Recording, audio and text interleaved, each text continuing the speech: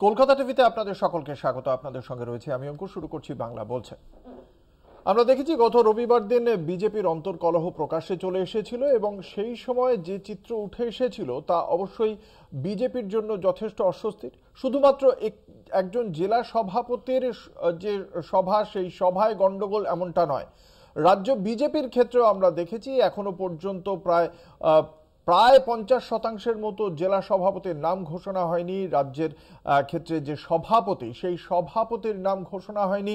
রাজ্য বিজেপি যেন এখনো পর্যন্ত ততটা গুছিয়ে উঠতে পারেনি এবং এই রাজ্যের প্রধান বিরোধী দল তাদের 77 জন বিজেপি বিধায়ক যে সময় ছিলেন 2021-এর বিধানসভা নির্বাচনের পর 1 বছর বাকি আর ভোটে, সেই সময় তারা প্রায় 12 জনের মতো বিধায়ককে খুইয়েছেন বলেই আমরা দেখতে পাচ্ছি। ফলে প্রধান বিরোধী দল ভোটের আগে কতটা তৈরি, প্রধান বিরোধী দল যে রাজনৈতিক জমি খুইয়েছে সেই জমি উদ্ধার করার ক্ষেত্রে বাকি যে বিরোধীরা রয়েছে, একদিকে শাসক দল তৃণমূল কংগ্রেস, বাকি বিরোধীদের মধ্যে বাম এবং কংগ্রেস, তারা কতটা সেই রাজনৈতিক জমি উদ্ধার করতে পারে, সেটাও একটা বিষয় রয়েছে। এই প্রত্যেকটি বিষয় নিয়ে আমাদের আজকের এই আলোচনা বাংলা বলছের মঞ্চে। আমাদের সঙ্গে রয়েছেন বিশিষ্ট অতিথিরা, আমি তাদের সঙ্গে পরিচয় করাবো। কিন্তু প্রথমেই যে প্রতিবেদন আপনাদের সামনে তুলে ধরব তা গত রবিবারের ঘটনা। ফের বিজেপির অন্তর্কলহ প্রকাশ্যে, দলীয় কর্মীদের আক্রমণের মুখে খোদ দক্ষিণ কলকাতার জেলা বিজেপি সভাপতি সভায় চেয়ার ছোঁড়াছুড়ি, চেয়ার ভাঙচুর থেকে শুরু করে জেলা সভাপতিকে মেরে তার মুখে কালি দেওয়ার অভিযোগ। এবং এই ঘটনাকে কেন্দ্র করে রাজ্য বিজেপি যথেষ্ট অস্বস্তিতে।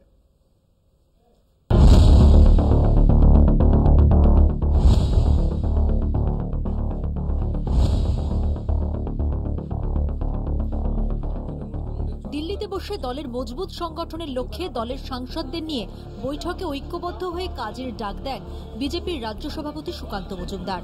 অথচ সপ্তাহ ঘুরতেই ঘুরে গেল ছবি। দলে আদি ও নব্যদের লড়াইয়ে চেয়ার ছোড়াছুড়ি, ভাঙচুর, মারপিটের জেরে ভেস্তে গেল বৈঠক।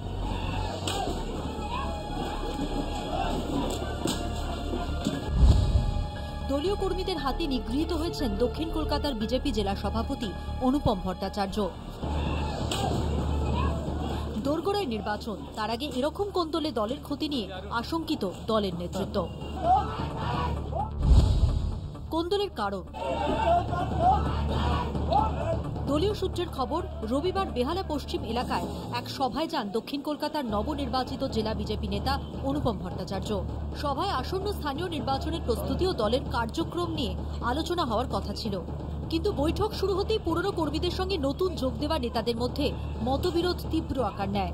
অভিযোগ, সেখানে দলের এক বিক্ষুব্ধ নেতার বিরুদ্ধে কুমন্তব্য করা হয়। এ নিয়ে দুপক্ষের মধ্যে বচসা থেকে হাতাহাতি বাঁধে।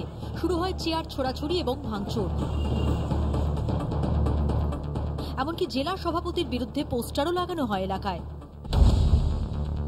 আক্রান্ত জেলা সভাপতি, বিক্ষুব্ধদের হাতে আক্রান্ত হন দক্ষিণ কলকাতার বিজেপি জেলা সভাপতি অনুপম ভট্টাচার্য। তাকে মারধর করে মুখে কালি লাগিয়ে দেওয়ারও অভিযোগ উঠেছে। অনুপমকে রক্ষা করতে গিয়ে তার ঘনিষ্ঠ এক মণ্ডল সভাপতি বিক্ষুব্ধদের ক্ষোভের মুখে পড়েন। ওই মণ্ডল সভাপতির মুখেও কালি মাখিয়ে দেওয়া হয় বলে অভিযোগ। উত্তপ্ত পরিস্থিতি সামাল দিতে এলাকায় পৌঁছয় পুলিশ বাহিনী। রাতে দক্ষিণ কলকাতা জেলা বিজেপির পক্ষ থেকে পুলিশের কাছে অভিযোগও করা হয়েছে। বিজেপির রাজ্য নেতৃত্ব দ্রুত পদক্ষেপ নিয়ে 5 জনকে দল থেকে সাময়িকভাবে সাসপেন্ড করেছে। দলীয় সূত্রে জানা গিয়েছে অভিযুক্তদের চিঠি পাঠানো হয়েছে এবং 7 দিনের মধ্যে উত্তর দিতে বলা হয়েছে। দল স্পষ্টভাবে জানিয়েছে উত্তর সন্তোষজনক না হলে অভিযুক্তদের দলে ফেরা কঠিন হয়ে পড়বে। এর আগে ঢাকুরিয়ার দক্ষিণ কলকাতার জেলা নেতৃত্বের বিরুদ্ধে টাকা, গাড়ি, বাড়ি, মোবাইলের বিনিময়ে পথ পাইয়ে দেওয়ার অভিযোগে শহর জুড়ে পোস্টারও পড়ে। আর এবার একেবারে আক্রমণ জানিয়ে রাজ্য রাজনীতিতে তো বটেই, দলের অন্দরেও শোরগোল তৈরি হয়েছে। কলকাতা টিভি। এই নিয়ে আমাদের আজকের বাংলা বলছের মঞ্চে চর্চা চলবে। যে চর্চায় আমাদের সঙ্গে রয়েছেন বিশিষ্ট অতিথিরা, দর্শকদের সঙ্গে পরিচয় করিয়ে দেবো। আমাদের সঙ্গে রয়েছেন প্রদেশ কংগ্রেসের মুখপাত্র পার্থ মুখোপাধ্যায়, রয়েছেন তৃণমূল কংগ্রেসের মুখপাত্র তন্ময় ঘোষ, রয়েছেন রাজনৈতিক বিশ্লেষক নীলাদ্রি বন্দ্যোপাধ্যায়, আমাদের সঙ্গে রয়েছেন ডিওয়াইএফআই এর সদস্য বিপ্লব বেরা। আপনাদের সকলকেই কলকাতা টিভির পক্ষ থেকে স্বাগত জানাই। আমি একদম প্রথমে আসব রাজ্য বিজেপির যেহেতু বিষয়টি, সেই বিষয়টি নিয়ে রাজনৈতিক বিশ্লেষক কি মনে করছেন আমি প্রথমে আসব যে একটা রেজিমেন্টেড পার্টি এই ভারতীয় জনতা পার্টি, সেখানেও যেরকমভাবে গোষ্ঠীদ্বন্দ্বের চিত্র দেখতে পেলাম, সেখানে রাজ্য বিজেপি একটা পদক্ষেপ হয়তো করেছে, তাদেরকে সাময়িক একটা সাসপেন্ড করা হয়েছে, তাদের কাছ থেকে উত্তর চাওয়া হয়েছে। কিন্তু এই ঘটনাটা তো শুধুমাত্র এই বেহালায় হয়েছে এমনটা নয়, গোটা রাজ্যেই বিভিন্ন জায়গায় হচ্ছে এবং হয়েছেও। যখন দলের ৭৭ থেকে ৬৫-তে পৌঁছে গিয়েছে, বারবার নেতৃত্ব সুকান্ত মজুমদার কিছুদিন আগেই বলেছেন যে একটা ঐক্যের প্রয়োজন রয়েছে, একতার প্রয়োজন রয়েছে, তারপরেও বারবার এটা দলের কি নিয়ন্ত্রণটা খানিকটা হলেও কমেছে বলে মনে করছেন?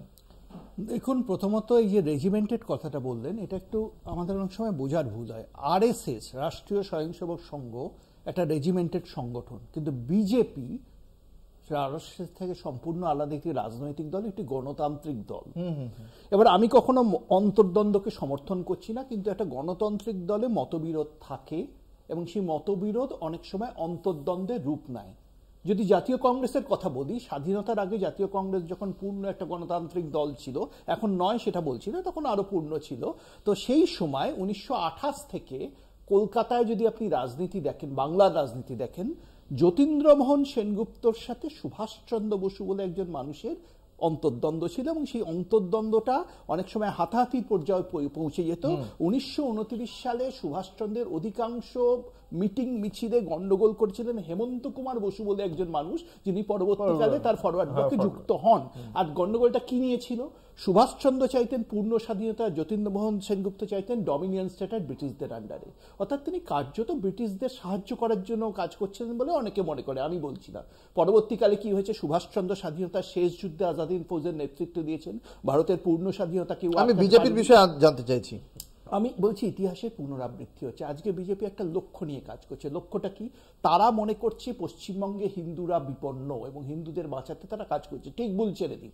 এই লক্ষ্য কোনোভাবে লক্ষ্যভ্রষ্ট যতক্ষণ না হচ্ছে না, ততক্ষণ মতবিরোধ অন্তর্দ্বন্দ্ব থাকতেই পারে। ভারতের স্বাধীনতা কিন্তু সুভাষচন্দ্র, রাজনৈতিক মহলের একাংশ বলছে এটা রাজনৈতিক মানে রাজ্য নেতৃত্বের মধ্যে যে দ্বন্দ্বটা রয়েছে তারই ছায়াটা এখানে পড়ছে। নিশ্চয়ই দ্বন্দ্ব তো একটা, আমি বলছি বারবার, যদি নেতাজি আর গান্ধীজির মধ্যে অন্তর্দ্বন্দ্ব থাকে, ছিলই। 1929 সালের নির্বাচনে আমরা দেখেছি গান্ধীজি প্রার্থীকে সুভাষচন্দ্র হারিয়েছিলেন। তা বলে কি নেতাজি গান্ধীজি দুজনেই স্বাধীনতার জন্য লড়াই করেছিলেন এবং দুজনের যৌথ প্রয়াসে স্বাধীনতা এসেছিল? এটাই বাস্তব। আমি যেটা বলছি, বিজেপি যে লক্ষ্যে কাজ করছে, অত বড় লক্ষ্য তো নয় স্বাধীনতার, কিন্তু তারা যে লক্ষ্যে কাজ করছে, তাদের লক্ষ্য আমি যতদূর বুঝেছি হচ্ছে পশ্চিমবঙ্গের হিন্দুদের সুরক্ষা নিশ্চিত করা। অনুপম ভট্টাচার্য আদি নেতা এবং পরবর্তীকালে তাকে যারা মারধর করেছে বা হ্যাকল করেছে তারা নব্য বিজেপি বলে অভিযোগ। দেখুন, একটা দল যখন সম্প্রসারিত হয় তখন শুধু একটা শ্রেণীর মানুষ সেই দলে আটকে থাকে না, তাহলে বিজেপি একটা সর্বভারতীয় দল আজকে হয়ে উঠতে পারতো না। আসামে আপনি বিজেপিকে দেখুন, হেমন্ত বিশ্ব শর্মা, উনি আদি না নব্য, আজকে মুখ্যমন্ত্রী। সুতরাং নতুন লোক আসবেই বিজেপিতে, এটা স্বাভাবিক। সেই জন্যই বিজেপি সর্বভারতীয় এত বড় শক্তি হতে পেরেছে এবং সেখানে কিছু দ্বন্দ্ব হবেই। দ্বন্দ্বটা অনেক সময় একটা বিরাট হাতাহাতির পর্যায়ে চলে যাবে, সেটা কাঙ্ক্ষিত নয়, কিন্তু এটা স্বাভাবিক প্রক্রিয়া একটা দলের বাড়ার। উল্টো দিকে একটা উদাহরণ আছে, কমিউনিস্ট পার্টি অফ ইন্ডিয়া, তারা শূন্য হয়ে গেছে, কোনো অন্তর্দ্বন্দ্ব নেই, একেবারে রেজিমেন্টেড পার্টি। আপনি রেজিমেন্টেড বলছেন না, রেজিমেন্টেড পার্টির উদাহরণ কিন্তু কমিউনিস্ট পার্টি অফ ইন্ডিয়া। তাদের কোনো প্রতিনিধি আছেন বোধহয় এখানে, কিন্তু তারা হচ্ছে সত্যিকারের রেজিমেন্ট, শূন্যে আছেন। বেশ, আমি আসবো তৃণমূল কংগ্রেসের কাছে। উনি বলছেন যে নতুন বারবার মানুষ আসবেন এবং এই নব্য বিজেপির জন্য আদি বিজেপিদের সঙ্গে একটুখানি কলহের জায়গাও তৈরি হতে পারে। তা আমরা যেমন দেখতে পাচ্ছি যে নব্য বিজেপি আসছে বলে উনি যে কথাটা বলছেন, অনেক আদি বিজেপি আবার দল থেকে বেরিয়ে আপনাদের দলেও চলে যাচ্ছেন। এতজন বিধায়ক তো গেছেনই, আবারও আপনারা বলছেন যে দরজা খুললে আরো বিজেপি চলে আসবে। এই বিষয়টা হচ্ছে নীলাদিদা যেটা বলছিলেন, সেটা হচ্ছে লক্ষ্য একটা নিয়ে চলছেন, সেটা ঠিক না ভুল জানেন না। প্রথমেই আমি শুরু করছি এটা বলে যে লক্ষ্যটাই ভুল। লক্ষ্যটা ভুল কেন? কারণ হচ্ছে এই যে হিন্দুদের কি একটা বললেন, হিন্দুদেরকে বাঁচাতে হবে নাকি হিন্দুদের রক্ষা করতে হবে, কী সব বললেন, এই লক্ষ্যটাই ভুল। এই লক্ষ্যটা যে সাম্প্রদায়িক লক্ষ্য, যেটা ভারতবর্ষের অন্তরাত্মার সঙ্গে মেলজোল হয় না, ভারতবর্ষের বহুত্ববাদের অন্তরাত্মার বিপক্ষে। অনেকটা স্বাধীনতা সংগ্রামের ইতিহাস উনি বললেন, আমি জানি ওনার পরিবারের সঙ্গে একটা তার যোগাযোগ আছে, কিন্তু এই স্বাধীনতা সংগ্রামীদের যে লক্ষ্য ছিল সেই লক্ষ্যটাকেই তো পথভ্রষ্ট হয়ে বিজেপি আজকে আরএসএস এর সঙ্গে বিজেপি আলাদা বললে হবে না। আরএসএস এর যে মূল ভাবনা অর্থাৎ মনুবাদী একটা চিন্তা ভাবনা, সেটাকে বিজেপি ইমপ্লিমেন্ট করার যে দায়িত্ব নিচ্ছে, বহুত্ববাদের ভারতবর্ষকে একটা মনোলিথিক স্ট্রাকচার দেওয়ার চেষ্টা করছে, সমস্যাটা সেখান থেকে শুরু হচ্ছে। সেখানে কি হচ্ছে, সেই সাম্প্রদায়িক ভাবনা বাংলার মাটিতে, উনি নেতাজি সুভাষচন্দ্র বসুর কথা বললেন, নেতাজি সুভাষচন্দ্র বসুই বলেছিলেন যে সাম্প্রদায়িকতার যদি কেউ চেষ্টা করে থাকে এই বাংলার মাটিতে, তাহলে ডান্ডা মেরে তার মাথাটা ফাটিয়ে দেব, এই কথাটা তিনিই বলেছিলেন। সুতরাং ঠিক সেই জায়গা থেকেই বাংলার সেই প্রগতিশীলতার মাটি আজও আছে, যে কারণেই বিজেপিতে যারা আছেন তাদের একটা অংশ মনে করছেন যে না, এই সাম্প্রদায়িকতার রাজনীতি আর করা যাবে না। যে কারণে কিছুদিন আগে বিজেপির একটা জেলার সভানেত্রী, বিজেপির এমএলএ, সিটিং এমএলএ তাপসী মণ্ডল শুধুমাত্র তৃণমূল কংগ্রেসে যোগদান করেছেন তার নয়, মিডিয়ার সামনে বলেছেন যে এই সাম্প্রদায়িকতার রাজনীতি, এই বিভাজনের রাজনীতি মেনে নেওয়া যাচ্ছে না, তাই আমরা চলে এসেছি। এবং এটা শুরু, অঙ্কুর, এটা শুরু, যেটা 65 না কি একটা নাম্বার শুনলাম, ওই নাম্বারটা এর পরবর্তীকালে যেদিন আলোচনা করবো হয়তো আর সেই নাম্বারটা থাকবে না। এবং 2026-এ যা অবস্থা বিজেপি করছে, আমাদের কিছুই করতে হবে না, আমরা আমাদের উন্নয়নের কাজ করে যাচ্ছি। আমরা পশ্চিমবাংলার প্রত্যেকটা মানুষ কিভাবে ভালো থাকবেন সেই চেষ্টা, সংগঠন দেখছেন অভিষেক বন্দ্যোপাধ্যায়, সুব্রত বক্সী, কিন্তু আমরা আমাদের কাজটা করাতেই বিজেপির যা অবস্থা, তাতে আমি প্রত্যেকবার একই কথা বলি, বিজেপির লোকগুলো খারাপ, বিজেপির লোকগুলো আপনাদের দলে চলে আসে সব ভালো হয়ে যায়, একবারও বলিনি।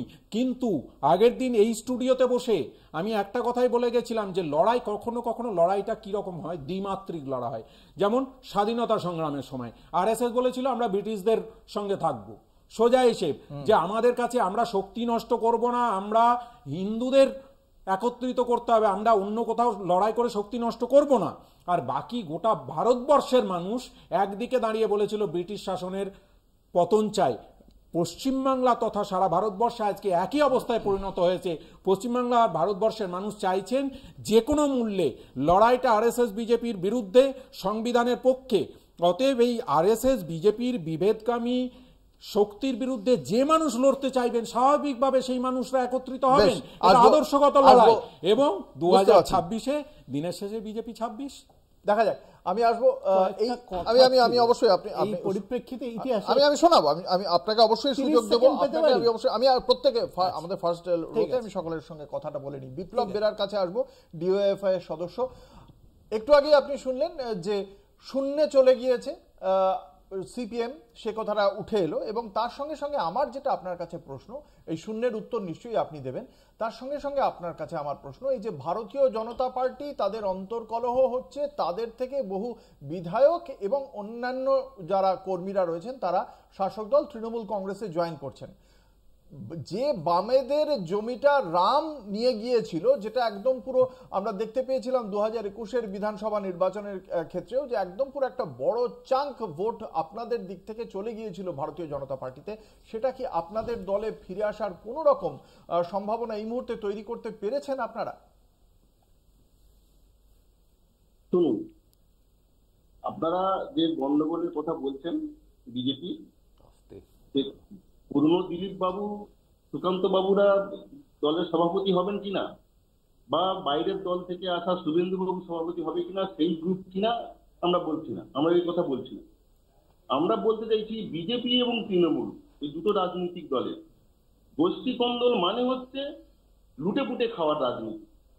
আপনি ভোটের সময় দেখেছি, আমরা বিভিন্ন এলাকায় ভোটের সময় আমরা দেখেছি যে বুথে বুথে টাকা দেওয়া, বুথে বসলে টাকা দিতে হবে, বিভিন্ন বাড়িতে টাকা দিতে হবে, এইসবের রাজনীতির ক্ষমতা কার হাতে থাকবে? এই যে বিজেপির যে গন্ডগোল বা তৃণমূলের যে গোষ্ঠীদ্বন্দ্ব, এই সমস্ত কিছু হচ্ছে টাকা দেওয়া, টাকার ভাগাভাগির উপরেই হচ্ছে নির্ভর করে। বুঝতে পেরেছি, বুঝতে পেরেছি। আপনি সেই তত্ত্বটাইতেই ফিরে আসলেন ডিওয়াইএফআই এর সদস্য যে বিজেপি এবং তৃণমূল কংগ্রেস এক, আমরা দেখেছিলাম এর আগে এই তত্ত্বটা থেকে সিপিএম এরই বরিষ্ঠ নেতৃত্ব খানিকটা হলেও ভিন্ন মত পোষণ করেছিলেন, কিন্তু আবারও দেখলাম এই জায়গাটা থেকে তিনি আবার একই অভিমত পোষণ করলেন। আমি একবার কংগ্রেসের কাছে আসব।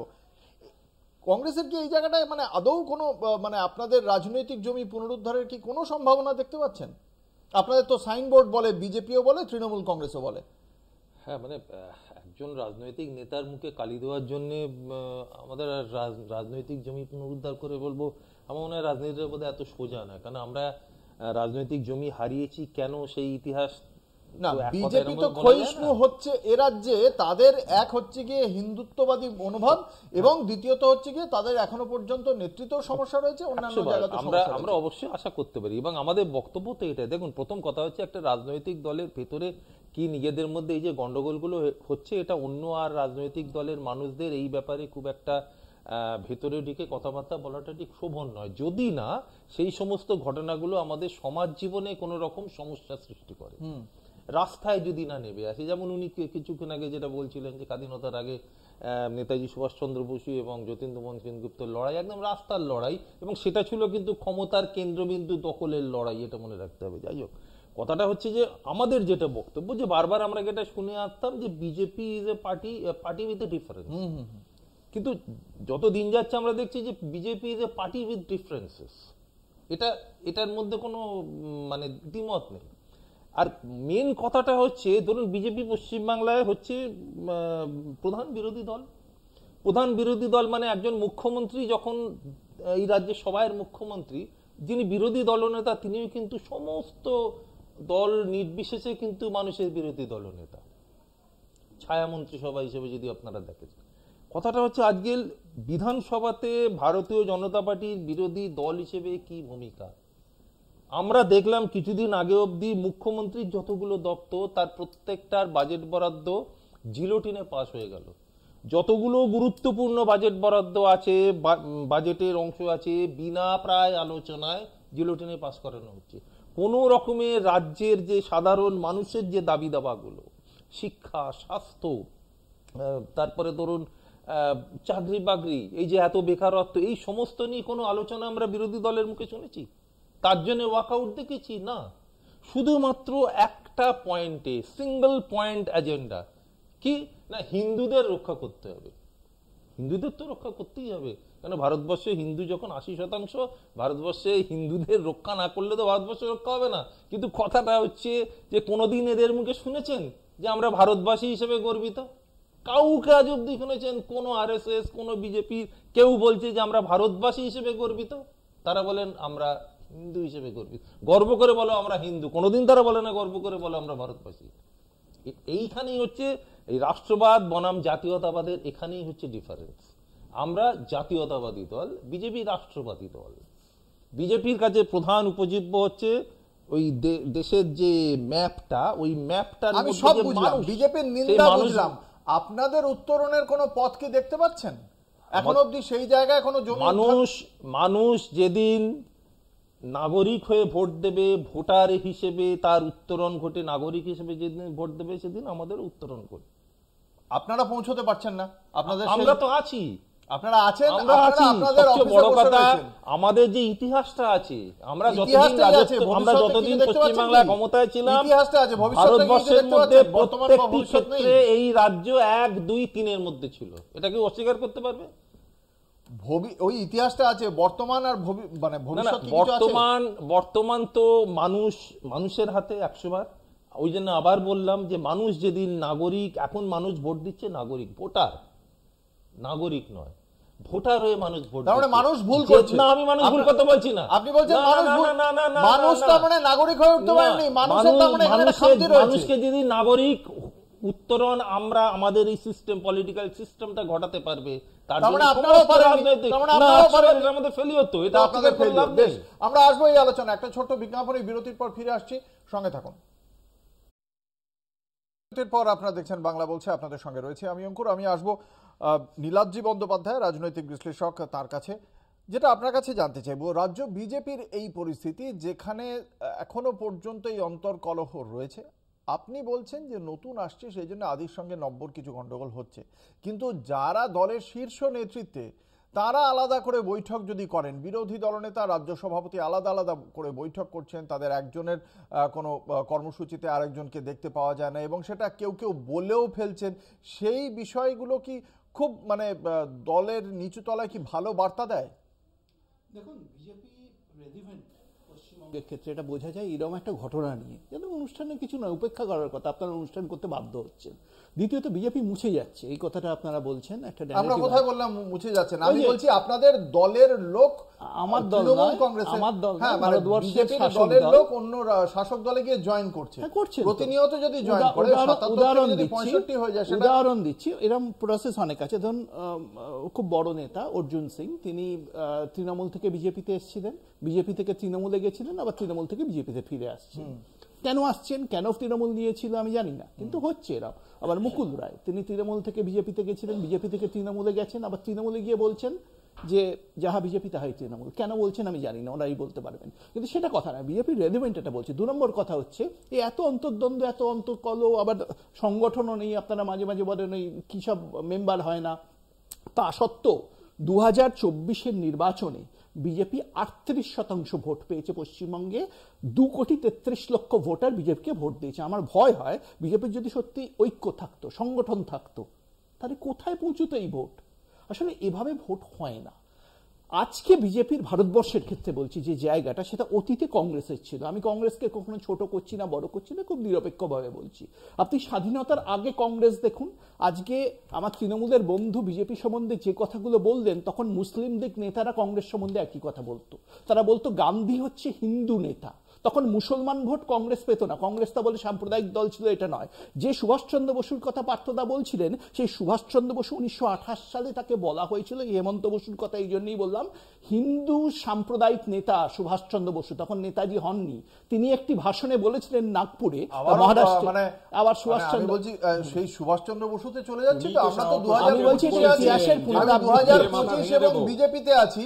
আপনি যদি সুভাষচন্দ্র বসুর জন্মের সময় মানে সেই সময় চলে যান, তখন ভারতীয় জনতা পার্টি কেন সেই হিন্দু মহাসভার কংগ্রেস ছিল? বলছি ইতিহাসের পুনরাবৃত্তি। আচ্ছা, আমি ফিরে আসছি। আপনার অসুবিধা হচ্ছে সুভাষচন্দ্র বলতে, কারণ উনি বললেন বলে আমি বলছি, উনি নাকি সাম্প্রদায়িকতার বিরুদ্ধে ছিলেন, নিশ্চয়ই ছিলেন, কিন্তু ওনার বিরুদ্ধে ছিল হিন্দু জাতীয়তাবাদী নেতা, একথা বলা হয়েছিল সুভাষচন্দ্রকে এক সময়। আপনি দেখে নিন, কমিউনিস্টরাই বলেছিল এখানে, যেহেতু রাশিয়া সুভাষচন্দ্রকে কোনোদিন অ্যাসাইলাম দেয়নি, ওনাকে জার্মানিতে যেতে হয়েছিল, ওরা জাতীয়তাবাদী হিন্দু নেতা মনে করতো। এবং সুভাষচন্দ্র নিজে বলেছিলেন, nationalism in India is inspired with the highest ideal of human race, সত্যম শিবম সুন্দরম, 1928 সাল, দেখে নিন। আমি সে কথা বলছি না, আমি আজকের কথা বলছি। আজকে আগে কংগ্রেস যেমন মুসলমান ভোট পেত না, আজকে বিজেপিও মুসলমান ভোট পাচ্ছে না। তার মানে কংগ্রেস যেমন একটা সাম্প্রদায়িক দল ছিল না, নিশ্চয়ই ছিল না। গান্ধীজি সাম্প্রদায়িক ছিলেন না, নেতাজি সাম্প্রদায়িক ছিলেন না। আজকে বিজেপিকেও সাম্প্রদায়িক সেজন্য বলা যায় কিনা এটা নিয়ে প্রশ্ন উঠতে পারে। মমতা বন্দ্যোপাধ্যায় 2019 সালে নির্বাচনের ফল বেরোনোর পর, যেবার 34 থেকে 22-এ তৃণমূল কমে এসেছিল আসন, তিনি একটা সাংবাদিক সম্মেলনে আমার মনে আছে বলেছিলেন, বেশ করবো মুসলমান তোষণ করবো, যে গরু দুধ দেয় সে লাথি মারলেও তা সহ্য করতে হয়। ঠিক বলেছেন। উনি বলতে পারেন বেশ করবো মুসলমান তোষণ করবো, উনি সাম্প্রদায়িক আপনারা বলেন না, কিন্তু বিজেপি যদি বলে বেশ করবো হিন্দুদের জন্য কাজ করবো, সাম্প্রদায়িক বলেন। এই দ্বিচারিতাটা কেন? এটাই আমার মাঝে মাঝে জিজ্ঞেস করতে ইচ্ছে করে। আসবো তন্ময় ঘোষ। না, এই কথা, দুটো কথা। এক, আজকে বিজেপির কোনো আইডল নেই, সেই জন্যে তাদেরকে বিভিন্ন সময় ধার করতে হয়। বিজেপি স্বাধীনতা সংগ্রামের ভূমিকা আর্যভট্টের আবিষ্কৃত শূন্যের সমান। সেই জন্যেই, মানে বিজেপি তো তখন ছিল না, আরএসএস, তাদের ভূমিকা সেই সময় শূন্য, সেই জন্য তাদেরকে মাঝে মধ্যেই ধার করতে হয়। কখনো বলতে হয় বল্লভভাই প্যাটেল আমাদের নেতা, সেই বল্লভভাই প্যাটেল যিনি আরএসএসকে ব্যান করেছিলেন। তাদেরকে বলতে হয় নেতাজি সুভাষচন্দ্র বসু হচ্ছে আমাদের আইডল, সেই নেতাজি সুভাষচন্দ্র বসু শ্যামাপ্রসাদকে বলেছিলেন যে যদি এইখানে হিন্দু মহাসভা ধর্মীয় সাম্প্রদায়িকতায় ইন্ধন যোগায় তাহলে মেরে মাথা ভেঙে দেবো। সেই কোটেশনসগুলো আছে, আমি ইতিহাসে ঢুকছি না।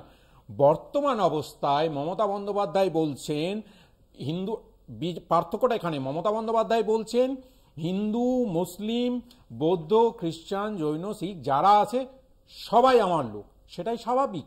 এই রাষ্ট্রের চরিত্র ধর্মনিরপেক্ষ, সংবিধানে লেখা আছে। আমরা সেই সংবিধানকে মানছি কি মানছি না, এইটা ধর্ম বা ধর্মীয় বিশ্বাস, ধর্মাচরণ, এটা একটা মানুষের ব্যক্তিগত পরিসরে আছে এবং আমাদের সংবিধান সেই স্বীকৃতি দিয়েছে, তিনি তার মতো পালন করতে পারেন, কিন্তু রাষ্ট্রের চরিত্র ধর্মনিরপেক্ষ।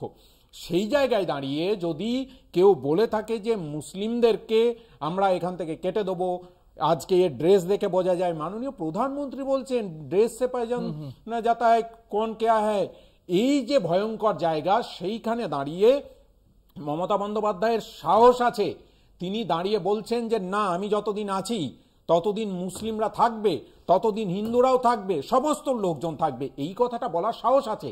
এই একই কথা বলুন না বিজেপির নেতারা, আমরা আপত্তি করছি না, তারা বলুন, তারা শুধুমাত্র একটা সম্প্রদায় নিয়ে কেন কথা বলছেন? আমি তো বলছি যে হিন্দুরাও থাকবে, আমি বলছি। এবং সবথেকে গুরুত্বপূর্ণ বিষয় হচ্ছে, আমার কথা নয়, চাণক্যের কথা, যে কোনো একটা রাজ্যে সুশাসন আছে কিনা সেটা বোঝা যায় সেই রাজ্যে, অর্থাৎ রাষ্ট্রে, সেই রাষ্ট্রে সংখ্যালঘু যারা, সমস্ত অর্থে সংখ্যালঘু, সেটা মহিলা হতে পারে, সেটা ধর্মীয় সংখ্যালঘু হতে পারে, অর্থনৈতিক সংখ্যালঘু হতে পারে, তাদের সঙ্গে রাজার কিরকম সম্পর্ক, রাজা তাদের খেয়াল রাখছেন কিনা।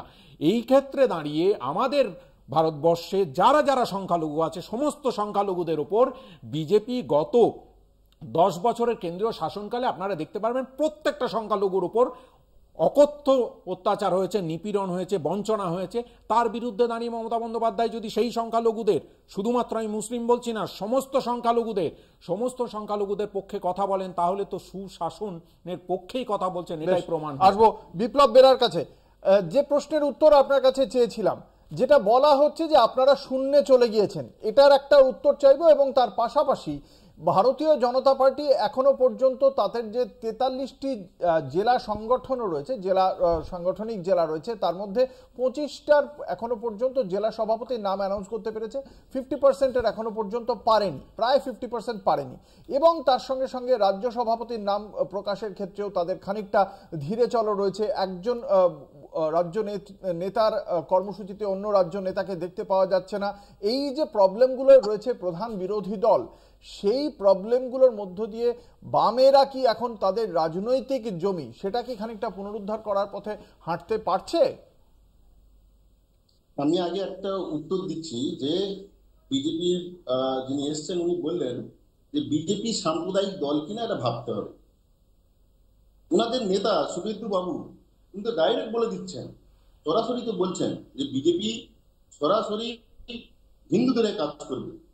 ধর্মনিরপেক্ষ যে নীতি, সেই নীতিতেও বিজেপি মানছে না। বারবার তো আমরা দেখতে পাচ্ছি বিভিন্ন ক্ষেত্রে। এই কয়েকদিনের মধ্যে কাজের দাবি, চাকরির দাবি, সমস্ত দাবি এড়িয়ে হিন্দু মুসলমানের দাবিটাকে সামনে আনার জন্য ওনারা নেমে পড়েছেন। আর সেই দাবি থেকে প্রথমে থাকবে, সেই হিসাবে সভাপতি সম্পাদক সভাপতি ওদের নির্বাচন হবে।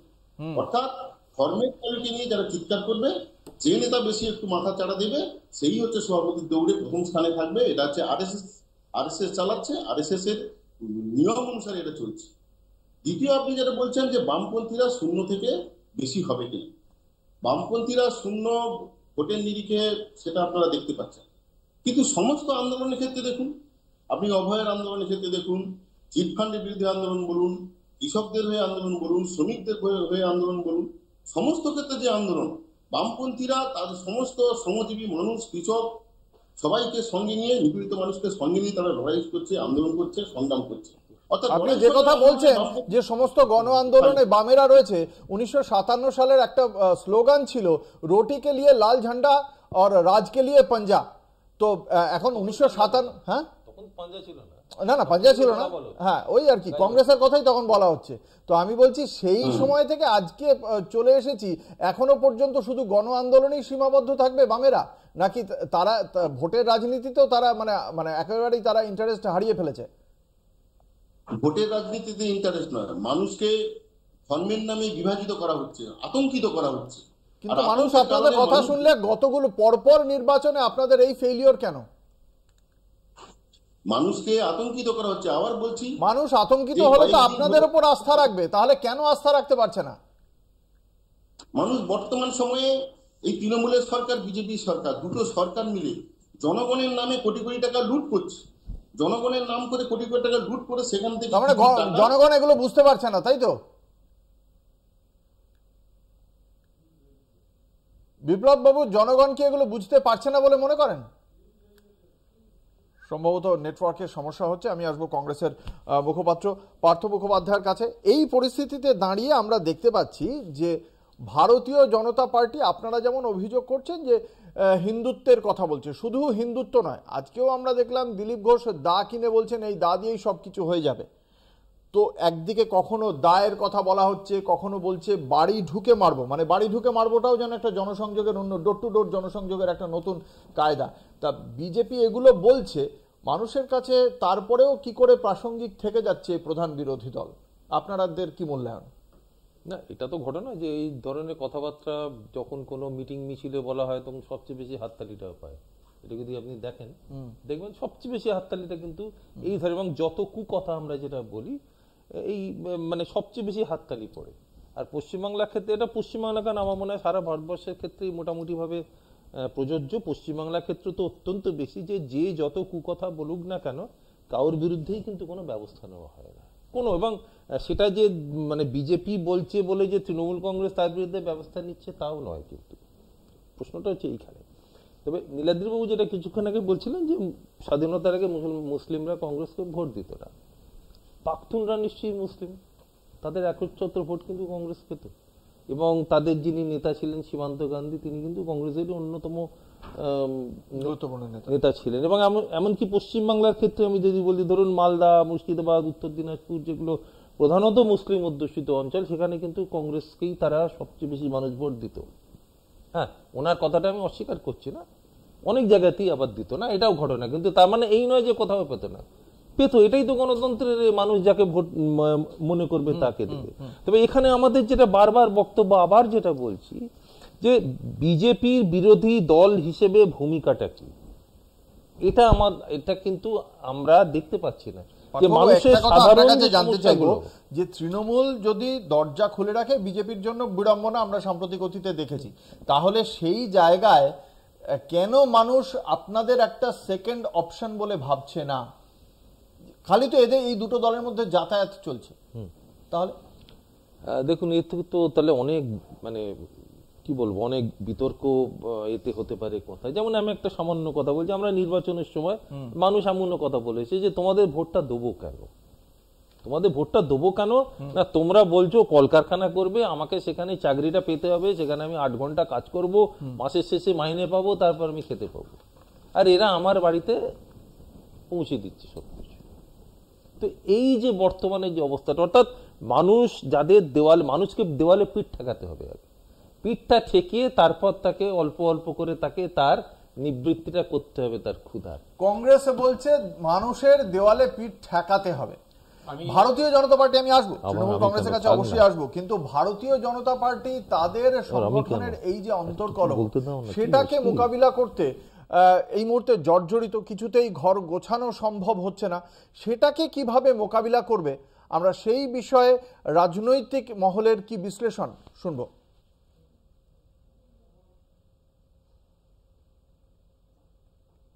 রাজ্যে বিধানসভা নির্বাচন প্রায় কড়া নাড়ছে।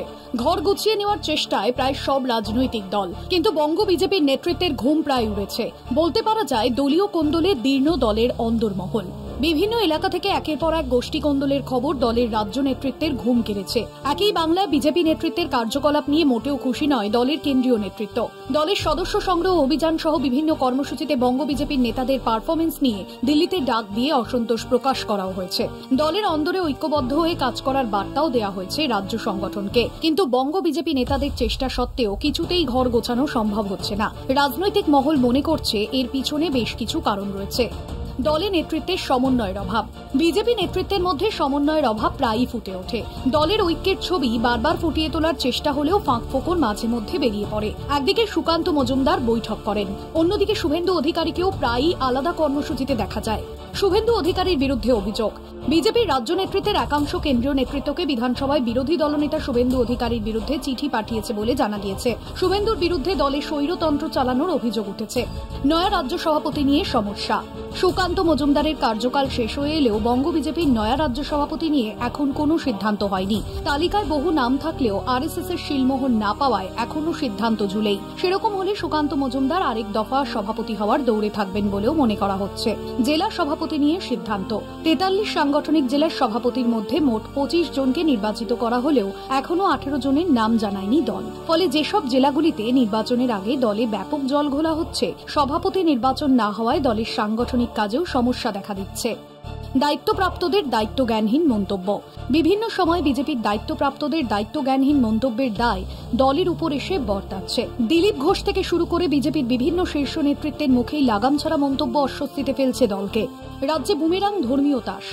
রাজনৈতিক মহলের মনে বিজেপি রাজ্যে সংগঠন মজবুত করার পথে না গিয়ে ধর্মের নামে ফাঁকা বলি দিয়ে দলকে এগিয়ে নিয়ে যেতে চাইছে। রাজ্যের মানুষের পালস না বুঝে ধর্মীয় তাস খেলতে গিয়ে বিজেপি নেতারা নিজেরাই নিজেদের বিপদে ফেলছেন বলেও মনে করা হচ্ছে। সব মিলিয়ে নির্বাচনের আগে যখন কোমর বেঁধে মাঠে নামার সময় তখনই পুরো ঘেটে আছে রাজ্যের প্রধান বিরোধী দল। শাসক দলকে বিপদে ফেলার বদলে বিজেপির নেতাদের কার্যকলাপে দল এমনিতেই বিপদে পড়েছে বলে মনে করছে রাজনৈতিক মহল। এমত অবস্থায় দলের সংগঠন মজবুত করতে ঠিক কি পথে এগোবে গেরুয়া বাহিনী, সেদিকেই নজর রাজনীতির কারবারিদের। কলকাতা টিভি। নীলাদ্রি বাবুর কাছে প্রশ্ন, এই পরিস্থিতিতে দাঁড়িয়ে বিরোধী দলনেতার বিরুদ্ধে স্বৈরতান্ত্রিকভাবে দল চালানো হচ্ছে এমনই একটা অভিযোগ করে চিঠি পর্যন্ত গিয়েছে বিজেপি কেন্দ্রীয় নেতৃত্বের কাছে। এটা কি মানে নিচুতলায় খুব ভালো বার্তা দেবে? আমি যতদূর জানি দেবেন্দ্র ফাডনবিস তার বিরুদ্ধে স্বৈরতান্ত্রিকতার অভিযোগ উঠেছিল। মহারাষ্ট্রে গোষ্ঠীদ্বন্দ্ব আরো বেশি ছিল, 3টে দলের মধ্যে দ্বন্দ্ব ছিল। বিজেপি কিন্তু সেখানে জয় পেয়েছে। দিল্লিতে বিজেপির মধ্যে প্রচুর গোষ্ঠীদ্বন্দ্ব ছিল, তা সত্ত্বেও তারা জয় পেয়েছে কোনো মুখ প্রজেক্ট না করে। এটা সম্ভব হয়েছে। আপনি বললেন না ফর্মুলাটা কি, তার কারণ হচ্ছে নেতৃত্ব দিয়েছে রাষ্ট্রীয় স্বয়ংসেবক সংঘ। তারা পথ দেখিয়েছে, সংঘের পথে তাদের মতাদর্শ সেটা। এই তো কিছুদিন আগে জেপি নাড্ডা বললেন যে আমরা আগে বাজপেয়ী জমানায় আমরা কম ছিলাম, আমরা ইনকেপেবল ছিলাম, এখন আমরা কেপেবল, আমাদের কারোর উপর নির্ভর, আমরা এখন স্বাবলম্বী। আবার আরএসএস এর কথা আসছে। দেখুন, জেপি নাড্ডা বলেছিলেন লোকসভা নির্বাচনের আগে, লোকসভা নির্বাচনে আরএসএস পথে নামেনি বলে অনেকে মনে করেন। বিজেপি একা লড়েছে, তার ফলাফল আমরা দেখেছি, ক্ষমতায় ফিরেছে কিন্তু আসন কমে গেছে। তার পরবর্তীকালে নির্বাচনগুলো দেখুন, হরিয়ানা দেখুন, মহারাষ্ট্র দেখুন, দিল্লি দেখুন, মডেলটা পরিবর্তন হয়ে গেছে। যে মডেলে হরিয়ানা, মহারাষ্ট্র, দিল্লি হয়েছে সেই মডেলে বাংলায় নির্বাচন হবে, বাংলার মানুষ ঠিক করবে কি হবে। তবে বিজেপিতে আরেকটা বড় শক্তি আছে, সেটা হচ্ছে তৃণমূল কংগ্রেস। তৃণমূল কংগ্রেস যত মুসলমান তোষণের রাজনীতি করবে, আমি কখনো কোনো তোষণের রাজনীতিকে সমর্থন করি না, কিন্তু তৃণমূল কংগ্রেস করছে বলে মানুষের ধারণা হচ্ছে, হিন্দুদের মধ্যে ধারণা হচ্ছে, তৃণমূল কংগ্রেসের মধ্যেকার হিন্দুদের মধ্যে ধারণা হচ্ছে তত বিজেপির সুবিধে। ঠিক যেমন আবার ইতিহাসে ফিরে গেলে আপনার আপত্তি হতে হবে, 1946-এর নির্বাচনে মোহাম্মদ আলী জিন্নাহ খুব সেকুলার মানুষ ছিলেন, কিন্তু তিনি মুসলমান তোষণের রাজনীতি করেছিলেন। মমতা বন্দ্যোপাধ্যায়ও খুব সেকুলার মানুষ, কিন্তু তিনি মুসলমান তোষণের রাজনীতি করছেন বলে বহু মানুষের ধারণা। আর মোহাম্মদ আলী জিন্নাহর এই মুসলমান তোষণের রাজনীতির জন্য হিন্দু ভোট কংগ্রেসের বাক্সে 1946 নির্বাচনে এক হয়েছিল হিন্দু মহাসভা গেছে, হিন্দু মহাসভার দিকে তারা যায়নি, হিন্দুরা কংগ্রেসকে ভোট দিয়েছিল, আর মুসলমান ভোট গেছিল এর দিকে, মুসলিম লীগের দিকে। আজকে পশ্চিমবঙ্গের পরিস্থিতি অনেকটা সেদিকে যাচ্ছে, মুসলমান ভোটটা কেন্দ্রীভূত হচ্ছে তৃণমূলের দিকে, আর হিন্দু ভোটটা কেন্দ্রীভূত হচ্ছে বিজেপির দিকে। তৃণমূল যেটা বুঝতে পারছে, বাংলা রাজনীতিতে এটা হবে বলে আপনারা বিশ্বাস করেন? অতীতে হয়েছে, 46-এ হয়েছে, আমি বলছি তো কেন হবে। 46-এ মানুষ যে পার্সপেক্টিভে চিন্তা ভাবনা করতো, আজকের ডেটেও সেভাবেই চিন্তা ভাবনা করে। বাঙালি থাকে, বাঙালি আছে। আমরা এখন সেই 45-এ 43-এ সুভাষ চন্দ্র, আপনাদের মানে তৃণমূল কংগ্রেসের দরজা খুললে যে বিজেপি থেকে এই যেভাবে স্রোতটা তৃণমূলের দিকে যাচ্ছে, যাবে তো আরো যাবে। আরে বাবা, উনি বলছিলেন কি 55 হয়ে যাবে, সেটা আপনারা হিন্দুকেই তো রাখতে পারলেন না, তাপসীকেই তো রাখতে পারলেন না। 30 হয়ে যেতে পারে, যে বেরোতে পারে, কিন্তু মানুষ তো ভোট দেয়, মানুষের ভোটটাকে আটকাতে পারবে? এই যে এত লোক বেরিয়ে গেল, কেন ভোট দেবে? এই তো আপনারা যে কথা বলেন, যদি উন্নয়নের কথাও হয়, ভুলে যান আপনারা বলেছিলেন উন্নয়ন, তারপরে মানে ব্যাক করে আসলেন যখন পাওয়ারে, যে মুহূর্তে আসলেন আপনারা ওই আপনাদের মানে তথাকথিত লক্ষ্মীর ভান্ডার আপনার দিল্লিতে যেটা, সেটা একগুচ্ছ শর্ত চাপিয়ে দিলেন। মানুষ তাহলে সেদিকে ভাববে কেন? বিজেপিকে কেন ভাববে সেটা আপনার ভাবা উচিত, কারণ 2021 থেকে 24-এর মধ্যে এত নেতা বেরিয়ে গেছেন, তা সত্ত্বেও বিজেপির ভোট 21-38% ছিল, 24-38 আছে। দেখি, আমি আসবো তৃণমূল কংগ্রেসের কাছে। এই অবস্থায় দাঁড়িয়ে খানিকটা কি বিজেপির অভ্যন্তরীণ সমস্যায় তৃণমূলের উদ্বেগ অনেকটা কমে গিয়েছে, অনেকটা স্বস্তি? না, তৃণমূলের উদ্বেগের কোনো কারণই নেই এই মুহূর্তে। তার 2-3টে রিজন। প্রথম কথা হচ্ছে বলি যে বিজেপি থাকার জন্য তৃণমূলের সুবিধা হচ্ছে, এই যেটা নীলাদ্রিদা বলছেন, আমি এটাকে আমি বলছি তৃণমূল থাকার জন্য বিজেপির ভোট বাড়ছে। তো দুটোর একটাও আমি মনে করি না, কারণ আমি আপনাদের জন্যই বলছি না, আমাদের সেটা লাগে না। কারণ হচ্ছে, এক, আমরা রাষ্ট্র যখন চালাই, অর্থাৎ রাজ্য যখন আমরা চালাচ্ছি, সেখানে আমরা সরকার কি কি করতে পারে মানুষের জন্য সেইগুলোকে সামনে রাখছি। আমাদের 2024-এর নির্বাচনে যদি আপনারা নির্বাচনী জনসভাগুলোকে আপনারা ফলো করেন, তাহলে পরিষ্কারভাবে দেখবেন আমাদের কি কি ন্যারেটিভ ছিল। না, আপনাদের ন্যারেটিভটা আমি জানি। আমি আপনার কাছে আমার ক্যাটেগরিক্যালি প্রশ্ন, বিজেপির হিন্দুত্বের নীতি কি তাদের জনবিচ্ছিন্ন করছে বলে তৃণমূল কংগ্রেস মনে করে? এটাতেই আসছি, এটাতেই আমি সেই না, কিন্তু কেজরিওয়ালের সম্ভবত কেজরিওয়াল ওই যেটা নীলাদিদা বলছেন না যে ওখানে হয়েছিল সেটাই বাংলায় হবে, সেটাই বাংলা হবে না, বাংলায় হবে না। কেন হবে না? কারণ মহারাষ্ট্র এবং দিল্লিতে যে 40 লক্ষ ভোটার 5 মাসের মধ্যে বেড়ে গেছিল, 5 বছরে যতটা বাড়ার কথা সেটা গত 4-5 মাসে ভোটের আগে বেড়ে গেছিল, সেই খেলাটা থামাতে সমর্থ হয়নি সেখানকার যারা বাকি রাজনৈতিক দল। তৃণমূল কংগ্রেসের সংগঠন এতটাই শক্তিশালী, সেই খেলাটা কিন্তু তৃণমূল কংগ্রেস আগেই এক্সপোজ করে দিয়েছে। তাই ওই 40 লক্ষ ভোটার দিয়ে ম্যানিপুলেট করার যে খেলাটা খেলেছিল সেটা হবে না। এক। দ্বিতীয় কথা, উনি বললেন যে বাঙালিরা বাঙালি আছেন, বাঙালিরা বাঙালিই আছেন এবং বাঙালিই থাকবেন আরো হাজার হাজার বছর ধরে। কারণ আমরা গর্বিত বাঙালি, আমরা মনে করি বাংলা আজকে যা ভাবে দেশ অন্য কাউকে ভাবে। আর শুধু একটা কথা দিয়ে শেষ করব, সেটা হচ্ছে আমরা উন্নয়নের কথা বলে রাজনীতিতে যাই। সুতরাং হিন্দুত্বর কথা যত বলবেন তত মানুষের কাছে জনবিচ্ছিন্ন হবে বিজেপি। কংগ্রেসের কাছে আসবো এই জায়গায় আমি বুঝতে পেরেছি আমাদের সময় খুব কম, সময় খুব কম। আমার পার্থদের কাছে প্রশ্ন, এই জনবিচ্ছিন্ন হয়ে যাচ্ছে করে দেওয়া যায়, এই জনবিচ্ছিন্ন হয়ে যাচ্ছে ভারতীয় জনতা পার্টি, সেই জনবিচ্ছিন্নতার জায়গা থেকে আপনাদের কি কোনো আশা ভরসা আছে? আশা ভরসা তো অবশ্যই আছে। কেননা কিসের ভিত্তিতে আমি বলছি যে নীলাদ্রিবাবু বারবার যেটা বলছেন 38% ভোট, 38% ভোট, এখন বিজেপি 38.10% ভোট পেয়েছে, যেটা সবচেয়ে বেশি। মনে রাখতে হবে 2016 নির্বাচনে, বিধানসভা নির্বাচনে জোট হিসেবে আমরাও কিন্তু বিরোধী পক্ষ হিসেবে ঠিক 38.10% ভোটে পেয়েছিল। তাহলে ভারতীয় জনতা পার্টি বিরোধী পক্ষ হিসেবে কোথায় এগোলো? আপনি যদি সংখ্যার দিক থেকেও যদি চিন্তা করেন, কেন দেখুন রাজনীতি মানুষের আস্থার জায়গা, সেই জায়গা থেকে আমি বিপ্লব বেরার কাছে প্রশ্ন, তাহলে কি আপনাদের মানে মানুষের আস্থা ফেরার কোনো জায়গা রয়েছে? আপনারা তো গণ আন্দোলন করছেন, কিন্তু ভোট বাক্সে কি সেটা প্রতিফলিত হবে বলে মনে করেন? মানুষের উপরে ভরসা রাখতেই হবে, কারণ এই তৃণমূলের সময় এবং বিজেপির সময় মানুষের অর্থনৈতিক অবস্থা খুব খারাপ হয়ে যাচ্ছে। জিনিসপত্রের দাম থেকে পেট্রোল, ডিজেল, রান্নার গ্যাস সমস্ত জিনিসের দাম বৃদ্ধির ফলে মানুষের অর্থনৈতিক অবস্থা খারাপ।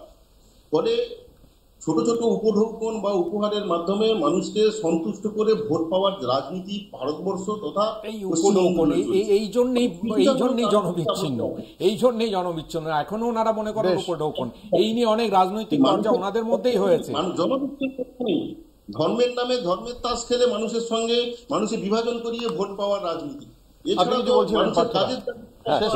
হচ্ছে সোজা কথা হচ্ছে যে তৃণমূল কংগ্রেসের যে ক্ষমতাটা, যে শক্তিটা পশ্চিমবাংলায়, সেটা ভারতীয় জনতা পার্টি দ্বিতীয় অবস্থানে থাকলে সেটা তৃণমূল কংগ্রেসের পক্ষে সবচেয়ে সেফ।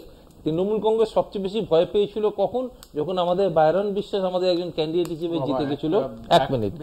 এবং কেন ভয় পেয়েছিল না, তখন যারা দেখলো যে সমস্ত মুসলিমরা কংগ্রেসকে ভোট দিল, ভারতীয় জনতা পার্টি 3-এ নেমে যায়, ভারতীয় জনতা পার্টি 1-এ চলে যায় না, এই ভয়টা তৃণমূল কংগ্রেসের পক্ষে বিশাল ভয় পেয়ে গেছিল। এবং যার জন্য না পারবে কি করে, আরে তাকে তো শপথটাই নিতে দেবে, আমাদের দলের যারা জিতবে তাদের শপথ নিতে দেবে না, তোমরা তারা শপথ নিতে পারবে না, তারা এমএলএ হিসেবে। নাকি তাদের এই হিন্দুত্বের নীতির জন্যই আরো জনবিচ্ছিন্ন হয়ে যায় বিজেপি, সেদিকে আমাদের নজর রাখতে হবে। সাংগঠনিকভাবেও নিজেদের বুথ স্তর থেকে শুরু করে শীর্ষস্তর, রাজ্যের শীর্ষস্তর পর্যন্ত নেতৃত্বের যে জায়গা, সেটাকে কিভাবে মোকাবিলা করে সেই সমস্যাকে আমাদের অবশ্যই সেদিকে তাকাতে হবে। আমাদের আজকের আলোচনায় উপস্থিত ছিলেন বিপ্লব বেরা, নীলাদ্রি ব্যানার্জি, পার্থ মুখোপাধ্যায়, তন্ময় ঘোষ। আপনাদের প্রত্যেককে আপনাদের মূল্যবান মতামতের জন্য অসংখ্য ধন্যবাদ। শেষ করছি আজকের বাংলা বলছে। দেখতে থাকুন কলকাতা টিভি, রাত দিন 7 দিন।